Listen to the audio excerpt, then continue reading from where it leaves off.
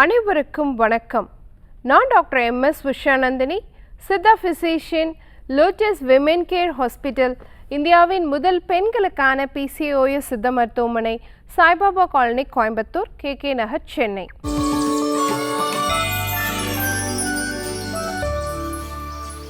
இனியவை என்ற நிகழ்ச்சியில் தொடர்ந்து நம்ம பெண்கள் சார்ந்த பல ஆரோக்கிய குறிப்புகளை பார்த்துட்டு வரங்க. அந்த வகையில் இன்றைக்கி நம்ம சொல்லக்கூடியது, நம்ம நோயின்றி வாழணும் அப்படின்னு சொன்னால் கண்டிப்பாக நீங்கள் இந்த 3 விஷயங்களை தவிர்த்துடணும். அந்த மாதிரி என்ன விஷயங்களை பற்றி நம்ம பேச போகிறோம் அப்படின்னு பார்க்கலாங்களா? ஸோ ஃபர்ஸ்ட் விஷயம் பார்த்திங்க அப்படின்னு சொன்னால் கோதுமை. இன்றைக்கி நம்ம ரிஃபைன்டு வீட் ஃப்ளோர் அப்படின்னு சொல்கிறோம். அதாவது சுத்திகரிக்கப்பட்ட கோதுமை மாவு, இதுதான் நமக்கு மேக்சிமம் கடைகளில் கிடைக்குது. இந்த கோதுமை மாவில் அதனுடைய கரு, எம்ப்ரியோ அப்படின்னு சொல்லக்கூடியது வீட் ஜெம் அப்படின்னு சொல்கிறோம். அந்த பர்டிகுலர் போர்ஷன் நமக்கு அந்த சுத்திகரிப்பு முறையில் ரிமூவ் ஆகிடுது. அப்போ ஆட்டோமேட்டிக்காக நமக்கு வெறுமனே சக்கை மட்டும்தான் கிடைக்குது. இந்த வீட் ஜெம்மில் மட்டும்தான் நிறைய அயன் சத்து இருக்குது, நிறைய வைட்டமின் சத்து இருக்குது, நிறைய பி காம்ப்ளெக்ஸ் சத்து இருக்குது. ஸோ இது ரிமூவ் ஆனதுனால அந்த கோதுமையோட பலன் நமக்கு முழுமையாக கிடைக்கிறதுக்கான வாய்ப்புகள் கிடையாது. அதே மாதிரி வைட்டமின் இ சத்துமே பார்த்திங்க அப்படின்னு சொன்னால் அந்த வீட் ஜெம்மில் தான் இருக்குது, அந்த கோதுமையுடைய கருவில் தான் இருக்குது. ஸோ அது ரிமூவ் ஆகுறதுனால நமக்கு ஃபர்டிலிட்டி ப்ராப்ளம்ஸ் சரி செய்யக்கூடியதாக இருந்தால் கூட அது ரிமூவ் ஆகிறதுனால அந்த வைட்டமின் இ கிடைக்கல அப்படிங்கும் பொழுதும் நமக்கு அதுக்கான முழுமையான பலன் கிடைக்காது. கூடவே இன்றைக்கி நம்ம நிறைய கோதுமை மாவு சேர்த்தும் பொழுது நம்ம குடலினுடைய அந்த தன்மை இருக்குது இல்லைங்களா, அந்த குடலில் நல்ல பாக்டீரியாக்கள் அழியும், கெட்ட பாக்டீரியாக்கள் அதிகமாக உருவெடுக்கிறதுக்கான வாய்ப்பு இருக்குது. கட் ஹெல்த் அப்படின்னு சொல்கிறோம். குடல் ஆரோக்கியம் சீர்கேடு அடையிறதுக்கான காரணம் கோதுமையில் இருக்கக்கூடிய குளூட்டன் அப்படிங்கிற பொருள் காரணமாக இருக்குது. அப்போது நம்ம மொத்தமாக கோதுமையவே தப்புன்னு சொல்லலை. ஆனால் இன்றைக்கி நம்ம எல்லா வேலையும் கோதுமை சாப்பிட்டா நல்லது, கோதுமை ரவை, கோதுமை தோசை, சப்பாத்தி அப்படின்னு சொல்லி கோதுமையிலேயே நம்ம நிறைய பண்ணி சாப்பிட்றோம். அது என்ன பண்ணுதுன்னா, அளவுக்கு மிஞ்சினால் அமிர்தமும் நஞ்சு தானே. ஸோ நம்ம தொடர்ச்சியாக அதையே பயன்படுத்தும் பொழுது நம்ம குடலினுடைய உள்பகுதியில் அந்த குளூட்டன் லேயர் போயிட்டு நம்ம குடலை சல்லடையாக மாற்றி நம்ம குடல் ஆரோக்கியத்தை சீர்கேடடைய செய்யக்கூடியதாக இருக்குது அப்படிங்கிறத நம்ம தெரிஞ்சுக்கணும். அதே மாதிரி வெள்ளை சர்க்கரை, இன்றைக்கி நிறைய பேருக்கு ஒயிட் சுகர் கெடுதி, அதில் நிறைய கெமிக்கல்ஸ் இருக்குது, இது எல்லாமே நமக்கு தெரிஞ்சது தான்.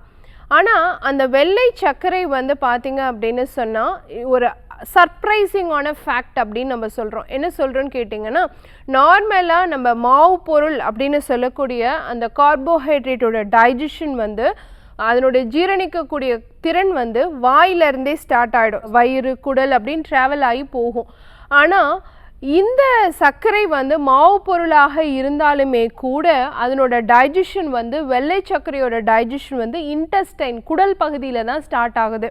அப்போது டைஜஷனே ஆகாமல் ரொம்ப நேரம் அந்த வாயிலையும் உங்களுடைய வயிற்று பகுதியிலையும் அந்த வெள்ளை சர்க்கரை இருக்கும் பொழுது அது நம்மளுடைய அந்த டைஜஸ்டிவ் ஃப்ளூயிடில் இருக்கக்கூடிய பாக்டீரியாவோடு சேர்ந்து ரியாக்ட் ஆகி ஒரு ஆசிடாக ஒரு டாக்ஸினை ப்ரொடியூஸ் பண்ணி அது நம்மளுடைய குடலையோ லேயர்களையும் வயிற்றினுடைய உள்புற சுவர்களையும் வாயில் இருக்கக்கூடிய எனாமல் இது எல்லாத்தையும் அரிக்கக்கூடிய தன்மை உடையதாக இருக்குது. அது மட்டும் கிடையாதுங்க, வெள்ளை சர்க்கரையை ஒரு என்ன சொல்கிறாங்கன்னா வைட்டமின் திருடன் அப்படின்னு சொல்கிறாங்க. ஸோ விட்டமின் தீஃப் அப்படின்னு சொல்கிறோம். ஸோ நம்ம உடலில் நல்ல வைட்டமின் சத்துகள் உறிஞ்சப்படுவதை தடுக்கக்கூடிய தன்மை உடையதாகவும் வெள்ளை சர்க்கரை இருக்குது அப்படிங்கிறதும் ஒரு ஆய்வு முடிவாக இருக்குது. அதே மாதிரி வெயிட் கெயின் ஆகிறவங்கள நிறைய பேரை பார்த்தீங்கன்னா 90% அவங்க நிறைய வெள்ளை சர்க்கரை சாப்பிடக்கூடியவங்களாகத்தான் இருப்பாங்க. அப்போது இதற்கான மாற்றே இன்றைக்கி நமக்கு ப்ரௌன் சுகர் இருக்குது, கருப்பட்டி இருக்குது, தேன் இருக்குது, இதெல்லாம் நம்ம மாற்றி எடுக்க ஆரம்பிக்கலாம். ஸோ நாட்டு சர்க்கரையோ கருப்பட்டியோ தேனோ மாற்றி எடுக்கும் பொழுது இந்த வெள்ளை சர்க்கரையோடைய கெடுதியிலேருந்து நம்ம தப்பிச்சுக்கலாம். ஆனால் ரொம்ப நல்ல உணவு சர்க்கரைக்கு மாற்று அப்படின்னு பார்த்தோம் அப்படின்னு சொன்னால் தேன் தான்.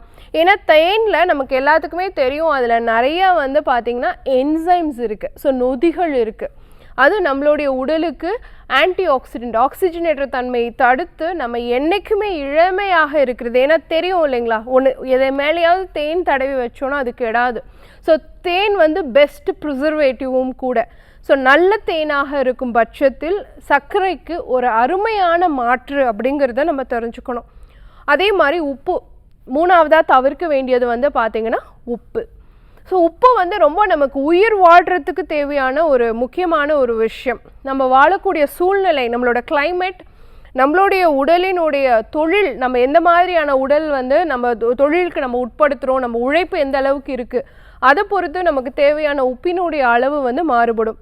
ஸோ ஆவரேஜாக 4 to 10 grams வரைக்கும் நம்ம உப்பு எடுத்துக்கலாம் ஒரு நாளைக்கு அப்படின்னு சொல்லப்பட்டாலுமே கூட, உப்பு வந்து நம்ம மூளை செயல்திறன் நல்லபடியாக இருக்கிறதுக்கு, நம்ம நரம்புகள் ஆரோக்கியமாக இருக்கிறதுக்கு, நம்ம உடலில் காரத்தன்மை அமிலத்தன்மை பேலன்ஸ்டாக இருக்கிறதுக்கு, ஆசிட் பேஸ் பேலன்ஸ் ப்ராப்பராக இருக்கிறதுக்கு, நம்ம உடலில் HCl செக்ரேஷன், நம்ம வயிற்று பகுதியில் வந்து அந்த ஆசிட் செக்ரேஷன் இருந்தால் தான் நம்ம செரிமானிக்க முடியும், அதெல்லாம் ஆரோக்கியமாக இருக்கிறதுக்கு, சிறுநீரக கற்கள் உருவாகாமல் இருக்கிறதுக்கு, பித்தப்பை கற்கள் உருவாகாமல் இருக்கிறதுக்கு, உடல் நல்ல சுறுசுறுப்பாக இயங்குறதுக்கு, இது எல்லாத்துக்குமே உப்பு தேவை தான். நம்ம உயிர் வாழ்கிறதுக்கே உப்பு தேவை தான். ஆனால் அது அளவுக்கு மீறி நம்ம எடுக்கும் பொழுது நமக்கு இரத்த அழுத்த நோய் உருவாகலாம், இரத்த நாளங்களில் வீக்கம் ஏற்படலாம், வயிற்று நோய்கள் ஏற்படலாம், வயிற்று புற்றுநோய் கூட ஏற்படுறதுக்கான வாய்ப்பு இருக்கிறதா சொல்லப்படுது, மூட்டு வலிகள் ஏற்படலாம். அந்த உப்பு அதிகமாக எடுக்கும் பட்சத்தில் அது நம்ம உடலில் பல விளைவுகள், கிட்னி சார்ந்த பிரச்சனைகளையும் உருவாக்குறதுக்கான வாய்ப்பு இருக்குங்கிறதும் நமக்கு தெரியும். ஸோ அளவுக்கு மீறினால் அமிர்தமும் நஞ்சு தானே. அப்போ உப்பை வந்து நம்ம கம்மியாக தான் எடுத்துக்கணும். அப்போ உப்பு நம்ம கம்மியாக எடுத்துக்கிறது அப்படிங்கிறது வந்து நம்ம உணவில் வந்து கடைசியாக, ஏன்னா நம்ம எடுத்துக்கக்கூடியது டைரக்ட் சால்ட் மட்டும் நம்ம நினைவில் இருக்கும், ஆனால் டைரக்ட் சால்ட் மட்டும் கிடையாது, நம்ம உணவுலேயே இன்டைரக்ட் சால்ட்ஸ் நிறைய இருக்குது. ஸோ அதுவுமே நம்ம அன்றாடம் எடுத்துக்கக்கூடிய உப்போடைய அளவில் கூடிடுது. அதனால் அரை உப்பு அப்படிங்கிறது ரொம்ப ரொம்ப சால சிறந்தது அப்படிங்கிறத நம்ம தெரிஞ்சுக்கணும்.